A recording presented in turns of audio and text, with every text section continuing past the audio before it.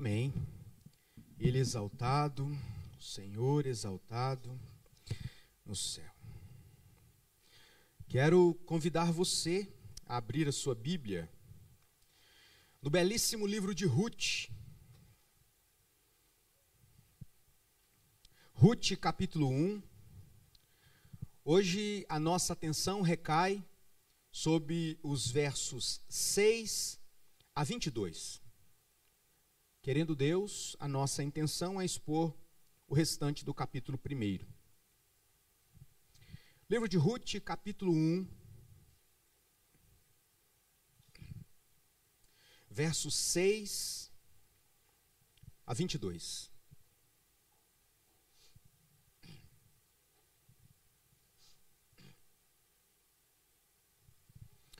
Uma linda história de amor, providência, soberania e redenção.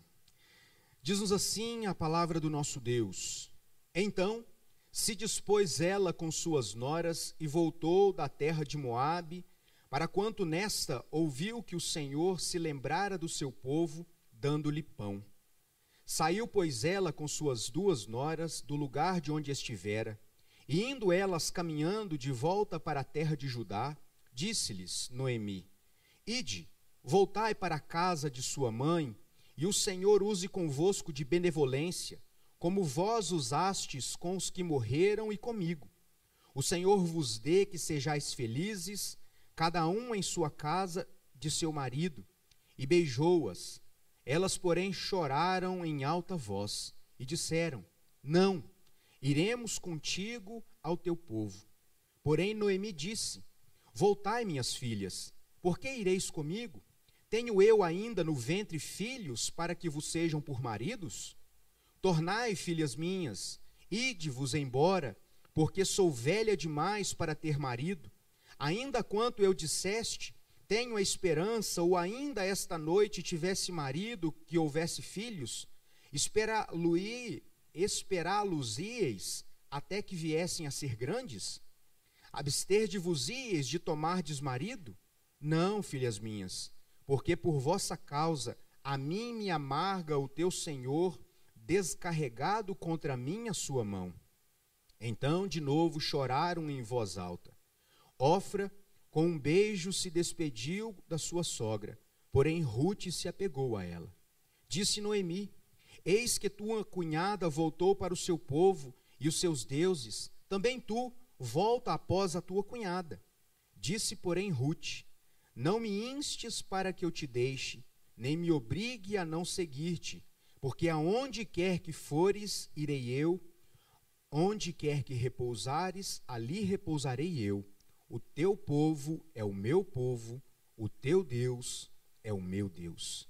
Onde quer que morreres, morrerei eu, e aí serei sepultada. Faça-me o Senhor o que bem lhe aprouver, se outra coisa que não seja a morte me separar de ti. Vendo, pois, Noemi de todo estivera resolvida a acompanhá-la, deixou de insistir com ela. Então ambas se foram até que chegaram a Belém. Sucedeu que, ao chegarem ali, toda a cidade se comoveu por causa delas, e as mulheres diziam: Não é esta Noemi? Porém ela lhes dizia: Não me chameis Noemi, chamai-me Mara, porque grande amargura me tem dado o Todo-Poderoso. Ditosa eu parti, porém o Senhor me fez voltar pobre, porque pois me chamareis Noemi, visto que o Senhor se manifestou contra mim e o Todo-Poderoso me tens afligido? Assim voltou Noemi da terra de Moabe com Ruth sua nora, a moabita, e chegaram a Belém, no princípio da cega da cevada. Até aqui, eu convido os irmãos para orarmos mais uma vez, pedindo a iluminação do Espírito Santo para não apenas entendermos a história, mas percebermos como esse texto afeta a nossa vida e aplicarmos ensinamentos importantes para a nossa vida e para o nosso coração. Vamos orar. Querido Deus, nós te agradecemos mais uma vez pelo privilégio de poder ler a sua palavra. Pedimos, ó Deus, a sabedoria que vem do Senhor, para que o Senhor nos ajude a expor esse texto com fidelidade, para que esse texto, uma vez exposto, possa edificar a tua igreja, e que isso, ó Deus, possa glorificar o teu nome, por meio da aplicação desse texto na nossa vida prática. Ao Senhor seja a honra, a glória, para todos sempre. Amém. Muito bem, meus irmãos, eu tenho chamado o livro de Ruth, e esse é um contexto entre os estudiosos do Antigo Testamento, que Ruth é dos livros o que tem uma mensagem de amor declarada mais profunda. Ruth é uma belíssima história de amor, e eu acrescento aqui, uma belíssima história de amor com traços de providência, soberania, que é o governo de Deus, e mais do que isso, é uma belíssima história de redenção. E eu gostaria que nós olhássemos para o livro de Ruth como sendo uma forma que Deus usou o caos para mostrar o seu amor misericordioso em redimir aqueles que antes foram de coração endurecido. É muito interessante como, quando nós lemos esse texto, nós somos lembrados daquilo que nós falamos na semana passada. A propósito, se você não estava aqui na semana passada, o vídeo está disponível no canal do YouTube da igreja, que é uma introdução, é um panorama do livro de Ruth, que vai servir de pano de fundo para as nossas exposições aqui. Mas como nós dissemos na nossa última exposição, o livro de Ruth remonta ao tempo dos juízes. E o tempo dos juízes foi um tempo de muita inconstância do povo de Israel. Juízes capítulo 25, verso 1, chega a dizer que naquele tempo, quando não havia rei, cada um fazia o que bem lhe parecia.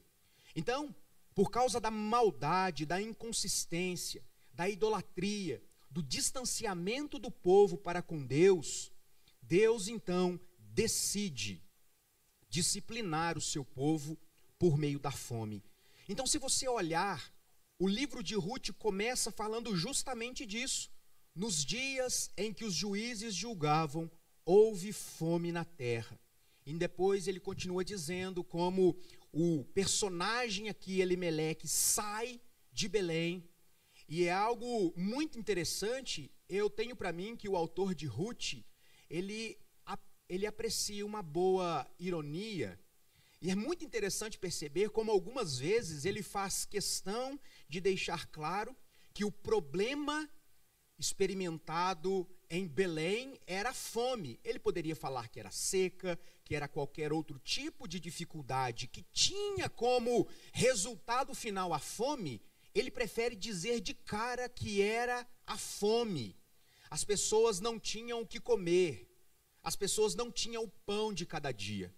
E por que eu estou chamando isso de uma certa ironia? Porque Belém significa cidade do pão. Então veja, na cidade do pão, faltou pão. E esta falta de pão, essa disciplina de Deus, não foi produto de uma catástrofe climática, não foi resultado do acaso, mas foi a própria mão de Deus agindo com justiça, trazendo o seu juízo para com o seu povo. Deus aqui está disciplinando Israel, e Deus tinha como propósito nessa disciplina, assim como em todas as vezes que Deus disciplinou o seu povo, trazer o povo de volta para si, provocar arrependimento no coração daqueles a quem Deus ama. E é esse o contexto, quando um homem chamado Elimeleque, que era alguém muito rico, ele resolveu sair com toda a sua família de Belém. E aí, meus irmãos, nós entendemos que é mais do que uma mera decisão atrás de mantimento. Porque quando nós lemos assim, sem considerar, por exemplo, a exposição da semana passada, nós poderíamos pensar, eu também faria isso. Afinal de contas, se estivesse passando por dificuldade tal como essa, eu sairia de Ariado e procuraria emprego, suprimento em outro lugar. Mas não é disso que se trata. Belém era a residência final do povo de Israel. Judá era a terra que mana leite e mel, para onde Deus levou o seu povo depois do tempo da peregrinação. Deus não havia mudado nas suas promessas. Deus prometeu cuidar do seu povo. Então, fugir de Belém, sem perceber o que de fato estava causando todas aquelas coisas, era tentar solucionar um problema, tratando apenas sintomas. Ao invés de perceber a razão pela qual Deus parecia afligir os israelitas, Elimeleque resolveu colocar a mochila nas costas e sair de Judá. Como nós vimos na semana passada, nem sempre a fuga é a melhor solução. Quase sempre, fugir dos problemas não é uma solução boa para aqueles que desejam servir a Deus de todo o coração. Então, Elimeleque junta a sua esposa e os seus 2 filhos e eles vão para a terra de Moabe. Então, se nós pensarmos que eles já haviam desobedecido ou tentado fugir, quando deveriam se arrepender, nós percebemos como um erro leva a outro erro. Estando em Moabe, ele casa os seus filhos com 2 moabitas, algo que também era condenado. Os israelitas deveriam casar-se entre si, alianças espúrias não eram aceitas. Então uma coisa vai complicando a outra. Elimeleque está agora com seus filhos e ele adoece e por algum motivo ele morre. Então Ruth fica viúva e depois cada um dos seus filhos morre e aquelas 3 mulheres ficam viúvas. Apenas Noemi, Ruth e a outra nora de Ruth sobrou para contar a história. E eu fico pensando, seria esse o triste final da história de Noemi, cujo nome significa deleitosa, agradável? A história de amor que nós lemos no livro de Ruth diz que não. A tragédia, a morte, a fuga do impenitente não é o destino final para aqueles que Deus resolveu manifestar amor e graça. Quando nós continuamos a ver o texto vai dizer que Noemi encontra razão da sua esperança em perceber lá no final que Deus transforma situações de tragédias apesar da dureza do nosso coração. Nesse texto, meus irmãos, e já no capítulo 1, nós somos informados de que Deus está no controle de todas as coisas. Nós percebemos muito claramente que Deus é, ao mesmo tempo, um Deus justo, um Deus que manifesta o seu juízo contra o pecado, mas isso não faz dele um Deus menos misericordioso. E eu gostaria de olhar com você, nesta parte final do capítulo 1 de Ruth, nessa perspectiva, um Deus que é ao mesmo tempo justo e um Deus de misericórdia. Como esses 2 atributos podem coexistir? O livro de Ruth nos ensina que o fato de Deus ser justo e externar o seu juízo não faz dele um Deus menos misericordioso. No texto que nós lemos hoje, nós percebemos uma clara demonstração da misericórdia de Deus para com seu povo. O verso 6 diz que depois de tudo aquilo que havia acontecido, da imigração, da pobreza, da viuvez, de um estado de certo desespero, de necessidade, Ruth ouviu dizer que lá na sua terra, de onde ela não deveria ter saído, Deus se lembrou do seu povo. E ali, na terra do pão, Bethlehem, havia de novo pão. Deus está demonstrando a sua misericórdia. E aqui eu preciso abrir um primeiro parêntese teológico. Quando o verso 6 diz que Deus se lembrou do seu povo e que por isso eles tinham pão, o autor bíblico não quer dizer que Deus sofria de amnésia. Ele deseja comunicar que durante um tempo Deus disciplinou o seu povo, privando-os de pão. E que num dado momento Deus novamente passou a prover aquilo que era necessário para o seu povo. Aquele sofrimento era de fato uma demonstração do juízo de Deus, porque Deus é misericordioso, Deus é amor, mas Deus também é um Deus justo, um Deus de justiça. Aliás, por falarmos nessa relação entre juízo, justiça e misericórdia, eu quero chamar a atenção dos irmãos para o fato de que na semana passada, quando expomos os primeiros 5 versos, nós vimos o juízo de Deus, a fome, pobreza, viuvez e desespero. Você já parou para pensar como todo o juízo de Deus durou 5 versos? E a partir do 6º, até o final do livro de Ruth, nós percebemos Deus derramando a sua misericórdia para com seu povo, apesar da dureza do coração deles. É muito interessante como o livro de Ruth é muito mais sobre a misericórdia infindável de Deus do que sobre o juízo de Deus. Isso não faz de Deus menos justo, mas faz de Deus um Deus que consegue ser ao mesmo tempo reto, justo, de justiça, mas também um Deus que ama, que se revela em misericórdia. Não se trata de Deus ser às vezes justo ou às vezes misericordioso. Esses 2 atributos de Deus operam no seu relacionamento para conosco de forma simultânea. O juízo de Deus não o torna menos misericordioso, nem tampouco menos justo por causa da sua misericórdia. Deus não age com misericórdia em detrimento da sua justiça. E eu penso, irmãos, que este é o nosso maior desafio de hoje.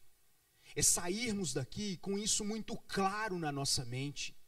O mesmo Deus que é justo e justiça nunca age em misericórdia em detrimento da sua justiça. Deus não deixa de ser justo quando Ele é misericordioso.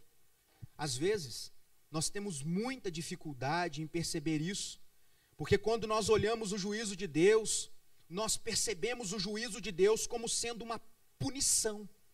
É Deus me castigando. Você já viu isso? Alguém dizendo, certeza que é Deus me castigando por algo que eu fiz. Ou então perguntas assim, o que será que eu fiz para Deus, por Ele me castigar assim? É esse o dilema de Noemi no texto. Mas sabe, irmãos, este é um erro teológico gravíssimo.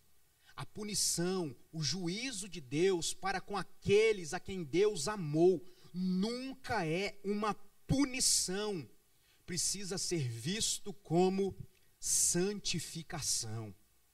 A disciplina de Deus tem um fim proveitoso e não é causar sofrimento no nosso coração, mas nos trazer para junto de si. Então, quando nós passamos por aquilo que Davi chamou, por exemplo, do vale da sombra da morte, quando nós passamos pelas adversidades da vida, e essas adversidades são produto do nosso descaminho, do nosso afastamento de Deus, Deus tem propósito, até mesmo nas nossas más escolhas, nos trazer para junto de si. É muito interessante como nós precisamos olhar para a história de Noemi, e por que não dizer, para a nossa própria vida, e nos lembrar, Deus não está nos punindo, Ele está nos santificando. No que diz respeito àqueles que creem, a justiça de Deus, não guarda isso no coração, por favor. Não diga essas coisas que eu acabei de dizer, não. Se você é filho de Deus de verdade, você não é mais objeto da ira de Deus. Você não é mais, nunca será objeto da justiça punitiva de Deus, porque esta punição caiu ou sobrecaiu nos ombros de Jesus Cristo na cruz do Calvário, quando depois de consumar o seu ministério, ele disse, tetelestai, está consumado. É por isso que a palavra de Deus em Isaías 53 vai dizer que o cordeiro foi esmagado pelas nossas transgressões. Foi por aqueles que creem que Deus agradou em ver o seu próprio filho enfermar. E quando Cristo ali na cruz do Calvário disse, Eli, Eli, lama sabachthani, Deus meu, por que me desamparaste? A punição pelo meu e pelo seu pecado estava nos ombros do justo de Deus. O pecado não passa impune. Deus não passa pano para aquilo que é desfeito. A consequência do pecado, nos diz a palavra de Deus, é a morte. Então, para que o pecado, o preço do pecado fosse pago, era necessário que o justo morresse. E ele já morreu por você. Deus não está te punindo. É por isso que Paulo tem exatamente essa compreensão lá em Romanos capítulo 8, verso 1, quando ele diz: nenhuma, irmãos, nenhuma condenação há para aqueles que estão em Cristo. Os nossos sofrimentos não são punição de Deus, podem ser disciplina para nos trazer de volta. A Bíblia não trata do juízo de Deus em termos punitivos, guarda isso no seu coração, mas redentivos. Deus deseja promover redenção nos nossos corações. Quando nós somos, e às vezes nós somos, porque o nosso coração, ele é enganoso. Muitas vezes nós até espiritualizamos determinadas decisões que nós tomamos, quando na verdade nós já estamos tão decididos, que na nossa oração nós apenas comunicamos a Deus aquilo que é a nossa vontade. E às vezes, damos com a cara no muro. E é necessário arcar com as consequências dos nossos maus atos. É aquela relação misteriosa da soberania de Deus e da responsabilidade humana. Deus nunca nos faz objeto do seu juízo punitivo. Embora o nosso coração seja duro, Deus nos está, às vezes, nos disciplinando. Sabe como? Como um pai que ama o seu filho. Como um pai que coloca limites no seu filho. E eu me lembrei imediatamente daquilo que o autor de Hebreus disse, em Hebreus capítulo 12, verso 5, quando ele fala justamente da disciplina de Deus, e ele vai dizer assim: estáis esquecidos da exortação que como a filhos discorre convosco? Deus dizendo: filho meu, não menosprezes a correção que vem do Senhor, nem desmaieis, não fique desesperado, quando por ele for reprovado, porque o Senhor corrige a quem ama e açoita ao filho a quem recebe. É para a disciplina que perseverais. Deus vos trata como filhos, pois que filho há que o pai não corrija? Então, meus irmãos, olhando para Ruth, além da visão que Ruth tinha até esse momento, nós percebemos que o juízo de Deus para com Judá, para com o povo de Israel, tinha como finalidade colocar um limite na devassidão do coração do seu povo que havia se contaminado, que havia se afastado de Deus.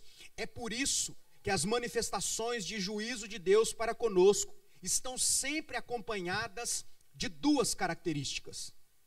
Todas as vezes, e aqui todas, sem exceção, que você se voltar para o texto bíblico e ver Deus disciplinando, exercendo juízo para com seu povo, e foram muitas vezes, nós veremos duas características muito claras em todas estas histórias. A primeira delas, a paciência de Deus.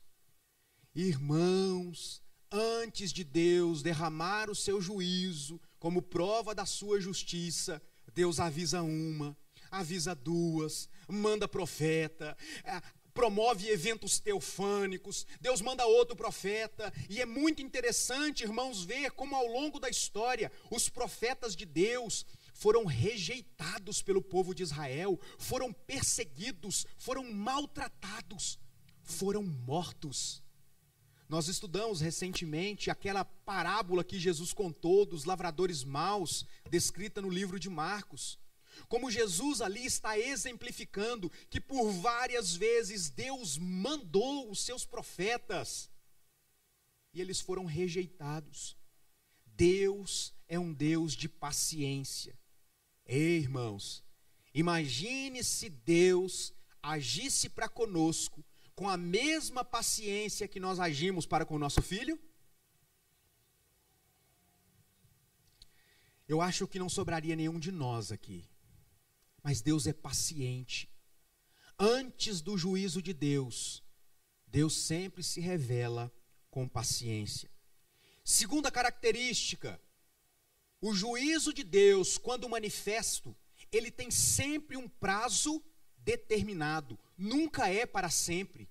Todas as vezes que Deus, ele trouxe disciplina para com seu povo, tinha um tempo pré-determinado, para que, findo aquele tempo, Deus pudesse mais uma vez exercer misericórdia e trazer o seu povo de volta. Quem não se lembra do exílio babilônico? O povo estava na Babilônia, Jerusalém completamente destruída, e eles estavam sem saber o que fazer. E eles, ao invés de arrepender dos seus pecados, começaram a murmurar do que é feito das histórias que nos contaram os nossos pais. Por certo, Deus nos abandonou, e agora, Senhor? Deus chega e diz: vocês estão achando que está ruim? Pode construir casa, pode casar os seus filhos, pode construir pomares, porque antes do tempo pré-determinado vocês não voltarão. 70 longos anos durou o exílio babilônico. E no final o povo estava se questionando: Deus se esqueceu de nós. Deus devera nos abandonou. E Deus chama o profeta Jeremias e diz: Jeremias, escreve aí, diz ao povo: eu é que sei que pensamentos tenho a vosso respeito, diz o Senhor. Pensamentos de paz e não de mal, para vos dar o fim que desejais. Então orareis a mim, me buscareis e me achareis, quando me buscardes de todo o vosso coração. Eu serei achado de vós, diz o Senhor. O propósito de Deus com o exílio babilônico era trazer o povo para junto de si, para que então o povo pudesse de novo, como antes, orar verdadeiramente, buscar verdadeiramente, porque fazendo isso, eles verdadeiramente encontrariam o Senhor. Deus é infinitamente misericordioso. Nunca o seu juízo dura para sempre. E é muito interessante quando nós olhamos para esse texto, nós percebemos um pouco da gente em Noemi. Talvez você não tenha percebido como Noemi se parece com você. E eu vou aqui dar alguns traços, considerando as atitudes de Noemi, e você avalie se de fato em algum momento da sua vida ela te representa. Noemi, nessa narrativa, nos parece, ou me parece, ter uma relação muito utilitarista com Deus. Ou seja, Deus me serve para alguma coisa. A ideia é, estar perto de Deus e perto do seu povo parecia depender das bênçãos e da provisão de Deus. Agora, passar pelo juízo, pela disciplina, significava necessariamente fugir da presença de Deus, ir para Moabe, ir para onde Deus disse que eles não deveriam ir, fazer alianças com quem Deus disse que não deveriam fazer. É muito interessante que aí, estando em Moabe, ela ouve dizer que Deus se lembrou do povo lá em Judá, e Belém, a casa de pão volta a ter pão. O que ela faz? Então eu quero ficar perto do Senhor de novo, eu quero ficar perto do seu povo de novo. Eu não sei se você percebeu, se isso ficou tão claro, como o exemplo de Noemi diz muito. Então eu quero dizer de mim, tá, irmãos? Diz muito a meu respeito, como muitas vezes, enquanto nós estamos experimentando conforto, provisão, tranquilidade, nós temos certa ou relativa tranquilidade em estar perto de Deus, estar perto das coisas de Deus, estar perto do povo de Deus. Mas é só aparecer um problema, é só aparecer uma disciplina, que algumas pessoas se afastam conscientemente. São alertadas. O que está acontecendo? Não te vejo mais na igreja. O que está acontecendo? Você parece estar sumido. Não, eu estou com uns problemas aí. Como se deixar de vir à igreja fosse resolver os problemas que as pessoas estão enfrentando. E sabe o que é mais duro, irmãos? quando alguém conscientemente se afasta das coisas de Deus, se afasta do povo de Deus, é que o estado de aprofundamento e esfriamento da fé é grave, porque isso acontece quando a pessoa já deixou de orar, já deixou de ter uma vida devocional com Deus. É muito interessante quando nós olhamos para a vida de Noemi, e ela chega a uma conclusão, que se você é crente de verdade, mesmo que um dia você tenha agido como Noemi, tentado fugir de Deus, você também chegou a essa conclusão: não há salvação fora do Senhor. Nós podemos até buscar, nós podemos fazer a nossa mochila e procurar o Moabe do nosso tempo, nós podemos até nos valer de certas alianças por um determinado tempo, mas nós nunca encontraremos descanso para a nossa alma fora do Senhor.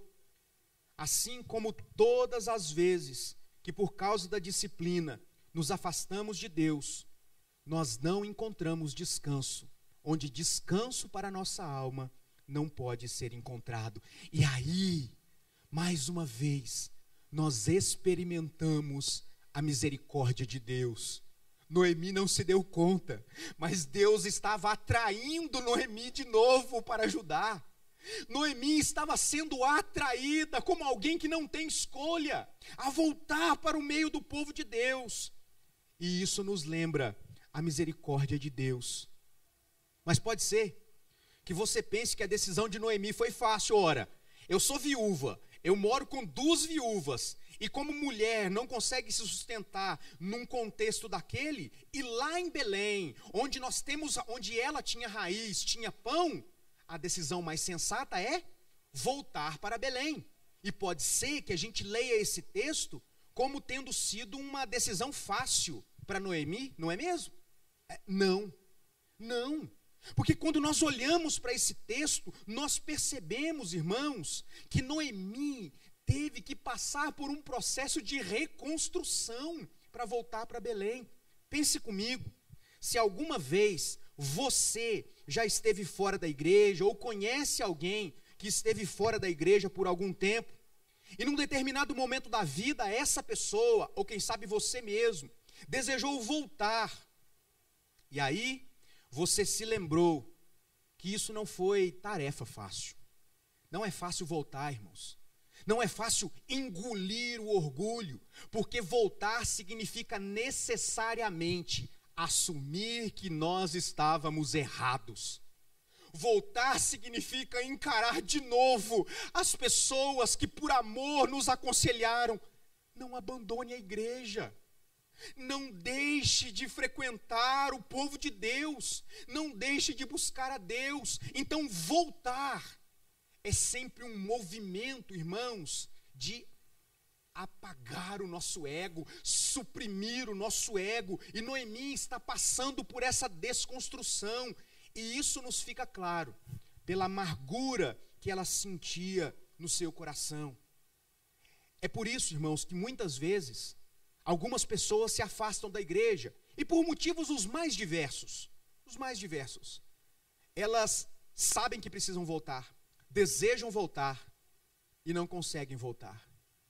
Mas a misericórdia de Deus, ela é extraordinária. Às vezes ela volta, e aí, para não dar o braço a torcer, muda de igreja, reconhecendo que estava errado, que não há salvação fora de Jesus, mas ainda continua orgulhosa e não teve coragem de encarar os irmãos que por amor disseram: fica, vai ser melhor para você. É por isso, irmãos, que voltar para a igreja, apesar de ser um exercício muito doloroso, é necessário para que haja cura verdadeira. É quando você reconhece, e tem um testemunho belíssimo, irmãos, belíssimo.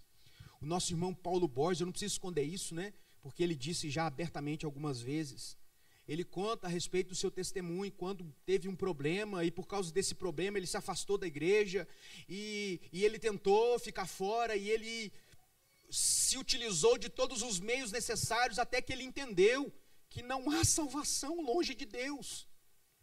E aí, diz ele, calcei a cara e procurei o pastor.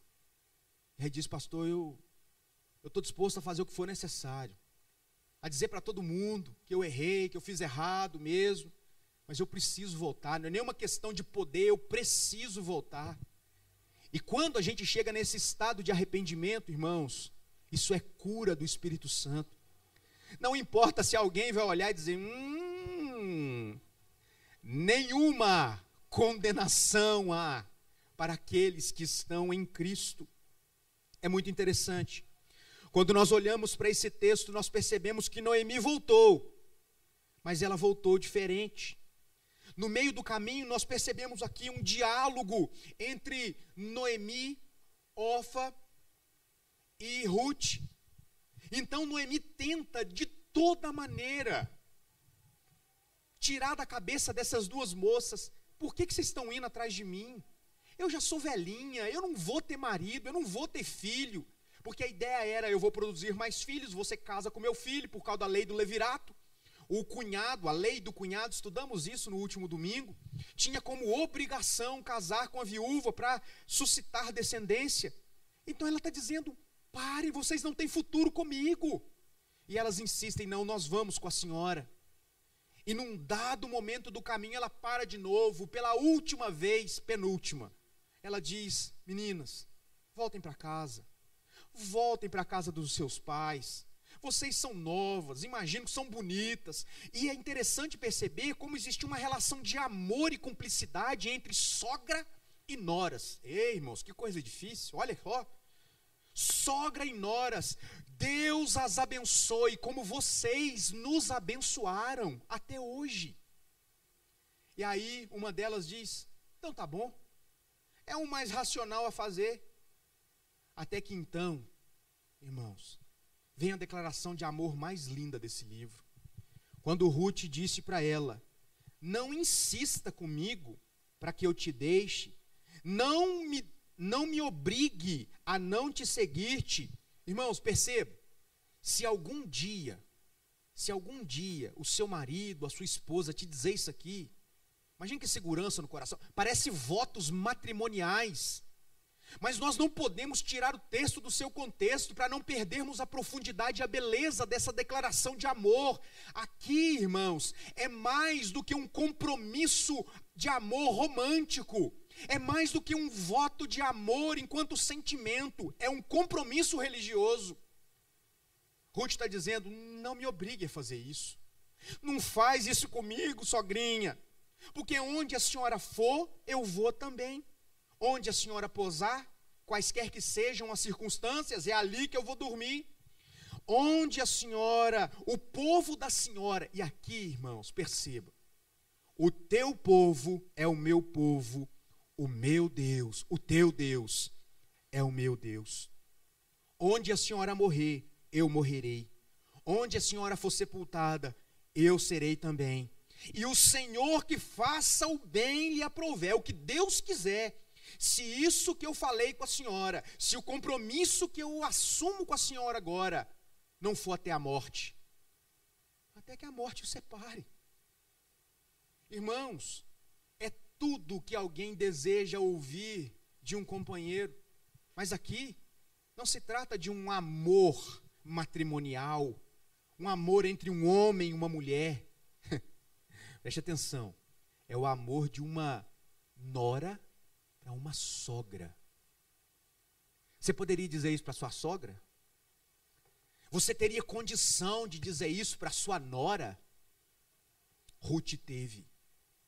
O seu Deus é o meu Deus.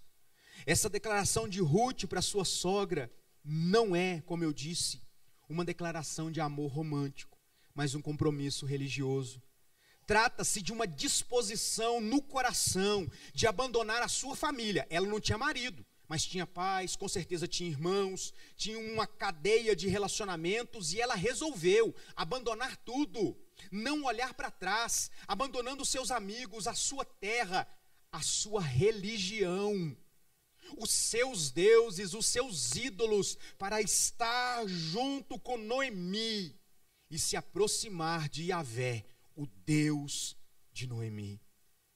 Irmãos, ela estava abrindo mão da possibilidade de ser esposa de novo, de ter filhos, já que indo com Ruth e morando em Belém, dificilmente um israelita casaria com uma moabita.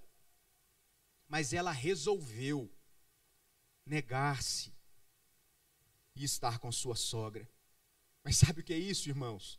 Sem que elas percebessem, Deus estava atraindo Ruth para si.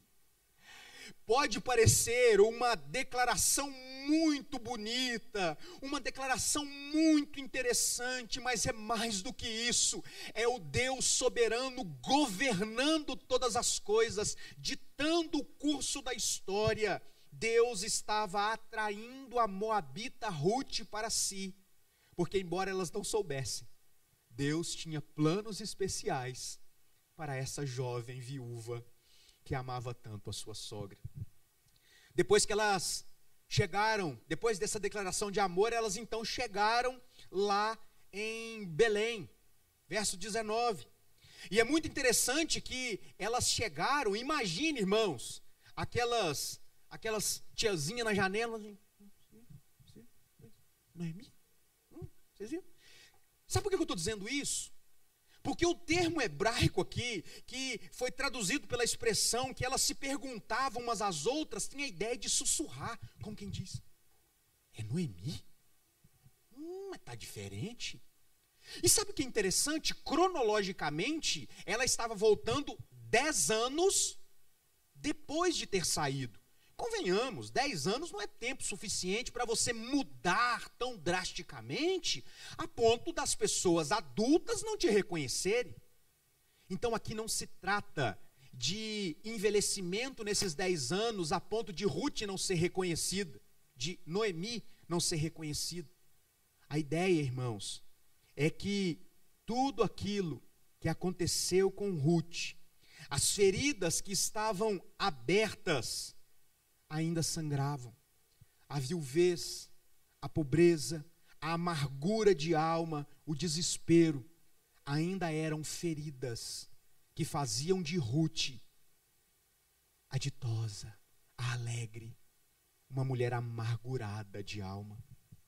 Na sequência, Noemi deixa claro, quando ela vendo o burburinho, sabe, a conversa de corredor, peraí, não me chamem de Noemi, não me chamem de alguém alegre, me chamem de Mara, como nos dias nas terras de Mara, quando o povo encontrou água amarga, porque ela diz no texto, porque o Todo-Poderoso, aqui a ideia é o seguinte, é Deus quem está pesando a sua mão sobre mim. Eu quero abrir mais um parêntese teológico, a teologia de Noemi aqui está correta, porque o autor da fome é Deus. Deus estava disciplinando o seu povo, mas as implicações disso Noemi não havia compreendido, porque ela estava achando que Deus queria meramente puni-la, e por isso a revolta e a amargura no coração de Noemi, quando na verdade Deus estava valendo-se dos descaminhos do seu povo ao longo da história, justamente para revelar a sua misericórdia e redimir o seu povo.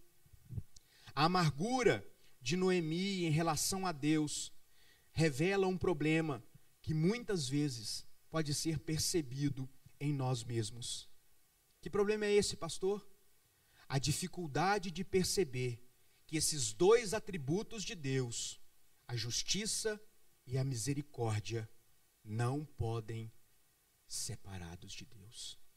Deus é, ao mesmo tempo, um Deus justo e um Deus misericordioso. Deus é, ao mesmo tempo, um Deus que disciplina, como um Deus que acolhe, como na parábola do filho pródigo, aquele que está de braços abertos para receber o arrependido. Meus queridos irmãos, saber que a justiça de Deus não anula a sua misericórdia, deve trazer consolo ao nosso coração. A justiça de Deus, o juízo de Deus não anula o fato de que Deus é misericordioso. Então, nós caminhamos para o último verso, o desfecho do primeiro capítulo. E eu queria destacar aqui uma expressão final desse verso, quando o autor diz: e chegaram a Belém, no princípio da cega. Cega é colheita. No princípio da colheita da cevada. Você fala, que desfecho mais chinfrim? Que lá me importa saber se é no começo da cega, no final da cega? Vocês estavam colhendo de mão, de trator, de máquina agrícola? Não. Por quê? Eu sei que essa expressão pode parecer despretensiosa, e muito possivelmente pareceu às duas ali, mas quando nós olhamos para as cenas seguintes, cenas dos próximos capítulos, a partir da semana que vem, nós veremos que a cega, nós veremos que o contexto da colheita da cevada foi um instrumento de Deus para desencadear fatos que mudariam profundamente não apenas a história de Noemi, amarga de coração, não apenas a história de Ruth, moabita em Israel sem solução, mas toda a história da humanidade. E isso muda a nossa história, irmãos.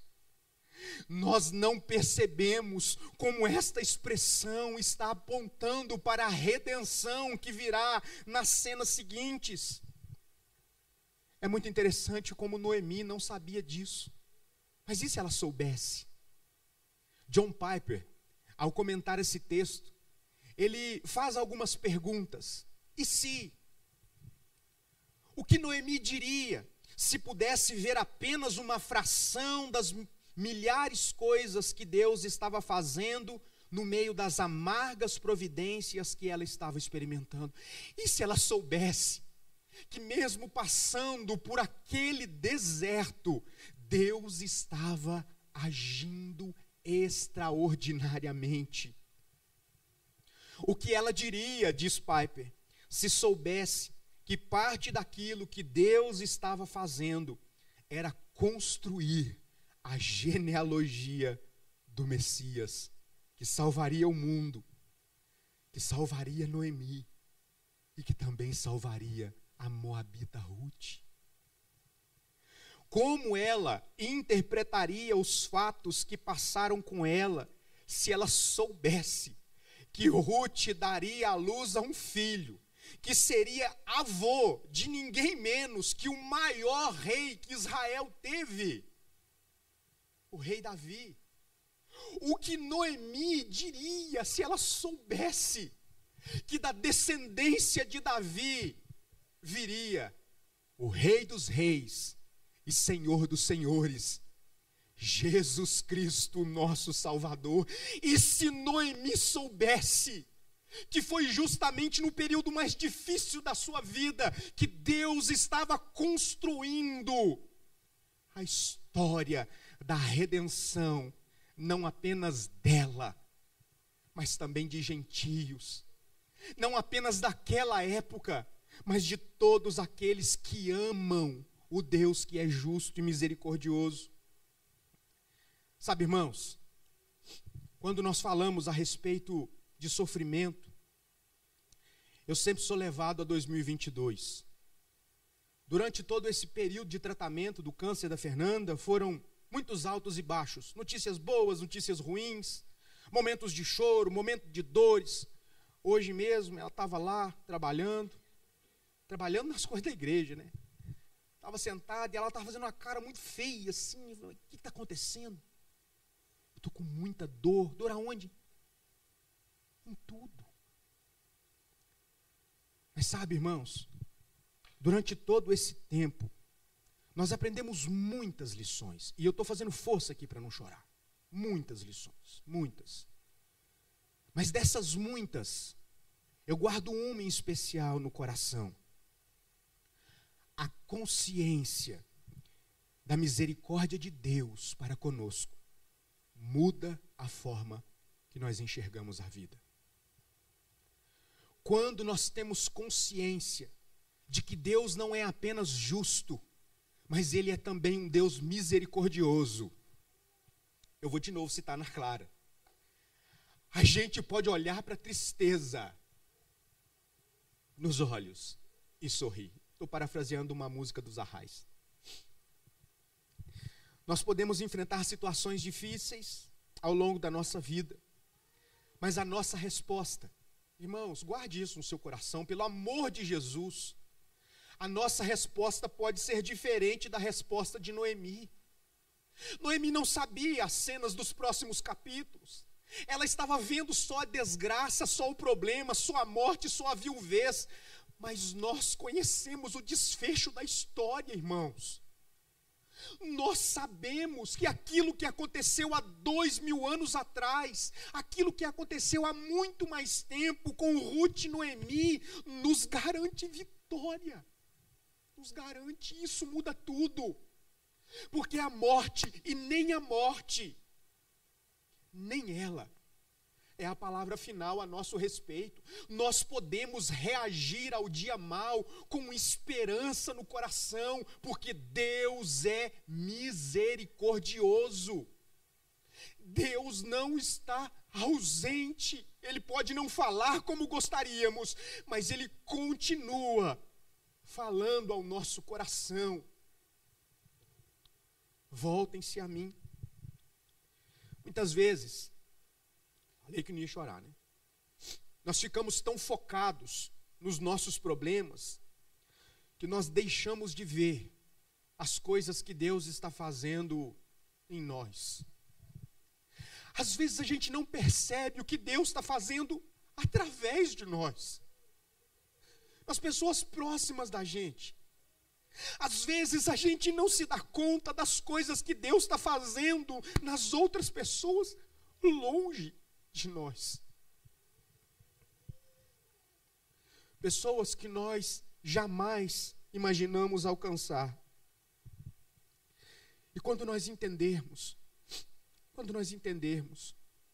que Deus é de fato misericordioso, a nossa visão vai ser completamente mudada, irmãos. Afasta a amargura do seu coração. Para de ficar reclamando da vida. Para de achar que o seu problema é pior do que o do outro. Pare de pensar que Deus está longe. Viva como quem sabe que Deus é misericordioso. Os sofrimentos não são a última palavra a nosso respeito. Eu quero concluir com uma música também dos Arrais. Deles eu só recomendo a música, mas eu quero concluir com essa música, e essa música também marcou minha vida e meu ministério. Essa música foi o pedido de uma jovem que estava sofrendo, que diz: pastor, eu sei que eu vou morrer. Eu sei que eu vou morrer. E quando isso acontecer, eu gostaria que no dia do meu enterro, Deus fosse glorificado. E como eu não vou poder fazer uma oração, eu gostaria que cantassem uma oração. Apesar dos sofrimentos dos últimos anos da sua vida, essa jovem entendeu o significado de cuidado de Deus, da misericórdia de Deus. E essa música diz assim: em oração eu trilho o caminho que Jesus abriu, até o trono onde a sua graça flui como um rio. Santo, santo, anjos cantam santo, e pela fé eu caminho até avistar o autor da minha fé. E o que eu posso oferecer para honrar quem Ele é? Santo, santo, anjos cantam santo. E ao partir me vi, eu sou indigno, mas a sua voz me diz: não vá, meu filho, torne o meu sofrimento em testemunho, e esvazie de mim e desse mundo, e que meu nome morra com meu corpo, e que o de Cristo permaneça em tudo, que eu receba aquilo que eu preciso e nem um pouco mais. Me dê os bens que de imediato eu posso abandonar, Santo, santo, santo, anjos cantam santo. Torne o meu sofrimento em testemunho, me esvazie de mim e desse mundo, que o meu nome morra com o meu corpo. E o nome de Cristo permaneça em tudo. O nome de Cristo. Amém. Deus, obrigado, ó Pai, porque o Senhor nos amou, que o Senhor nos comprou, porque o Senhor, ó Deus, é misericordioso para conosco. Obrigado, ó Deus, porque até mesmo nas maiores lutas e dificuldades que nós enfrentamos, a misericórdia do Senhor não se afasta de nós. Obrigado, ó Deus, porque o Senhor um dia produziu um meio de sermos reconciliados contigo e termos, ó Deus, novamente esperança de vida e vida eterna. Obrigado por tão grande salvação. Obrigado, ó Deus, por esse testemunho da sua palavra que aponta para o fato de que o Senhor é justo, mas também é misericordioso. Um Deus que ama, um Deus que reconcilia, um Deus que faz de tragédias oportunidades para abençoar e redimir. Obrigado, ó Deus, porque o Senhor é o nosso Deus. Que o Senhor nos leve para a nossa casa com essa certeza no coração. O Senhor é misericordioso. E que esta verdade bíblica possa transformar a forma que nós encaramos os dilemas desse mundo. Nos faz mais esperançosos no Senhor. Afasta, Deus, a amargura do coração, o pessimismo, a murmuração que é pecado contra o Senhor. Cura, Deus, feridas abertas que insistem em sangrar. Deus, em nome de Jesus, nos ajude a olhar para a cruz e encontrar nela esperança e alento para a nossa alma. Que o Senhor, ó Deus, possa trazer salvação, Deus. Que o Senhor possa trazer esperança, alento para aqueles que sofrem. Que a bênção do Senhor Todo-Poderoso, Pai, Filho e Espírito Santo, seja sobre as nossas vidas nessa noite, sobre todo o povo de Deus, espalhados pela face da terra, hoje e sempre. Amém. Deus te abençoe. Uma ótima semana em nome de Jesus. O choro não é de final de história. Semana que vem a gente continua. A colheita da cega continua. E eu espero ter os irmãos aqui novamente para aprendermos um pouco mais da palavra do Senhor. Deus abençoe os irmãos.